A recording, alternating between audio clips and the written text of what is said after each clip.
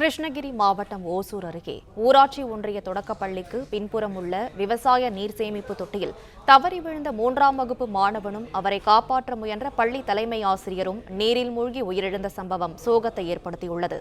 இதுகுறித்த கூடுதல் விவரங்களை செய்தியாளர் ஸ்ரீராம் வழங்க கேட்கலாம். ஸ்ரீராம், வணக்கம். விவரங்களை சொல்லுங்க. கிருஷ்ணகிரி மாவட்டம் ஒசூர் அடுத்து இருக்கக்கூடிய எழுவம்பள்ளி தொடக்க பள்ளி செயல்பட்டு வருகிறது. இதில் 1ஆம் வகுப்பு முதல் 5ஆம் வகுப்பு வரை 100க்கும் மேற்பட்ட மாணவ மாணவிகள் படித்து வரும் நிலையில் இன்று வழக்கம் போல் மதிய உணவுக்கு இடைவேளை விடப்பட்டு அந்த மாணவ மாணவிகள் அருகில் இருக்கக்கூடிய விவசாய நிலங்களுக்கு சென்று அங்க இருக்கக்கூடிய நீர்த்தேக்க தொட்டி, விவசாயத்திற்காக பயன்படுத்தக்கூடிய நீர்த்தேக்க தொட்டி அருகே விளையாடி கொண்டிருக்கும் 3ஆம் வகுப்பு படிக்கக்கூடிய நிதின் என்ற மாணவன் தவறி விழுந்திருக்கிறார்.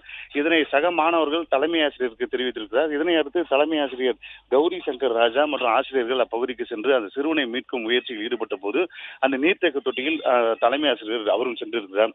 நீண்ட நேரமாக இருவருமே வராததை அறிந்து அப்பகுதி மக்கள் மற்றும் ஊர் மக்கள் சேர்ந்து அதை தேடும் பணியில் ஈடுபட்டிருந்தனர். 2 பேருமே சடலமாக மீட்க போது அப்பகுதியை சேர்ந்தவர்கள் சோகத்தை ஏற்படுத்தியிருக்கிறது.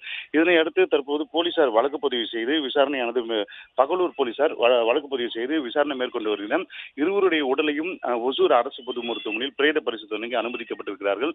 உணவு இடைவெளிக்கு சென்ற சிறுவனும் அதனை காப்பாற்ற முயன்ற தலைமை ஆசிரியரும் உயிரிழந்த சம்பவம் பெரும் பரபரப்பையும் சோகத்தையும் ஏற்படுத்தியிருக்கிறது. தற்போது அப்பகுதியில் போலீசார் போடப்பட்டு விசாரணையானது நடத்தப்பட்டு வருகிறது.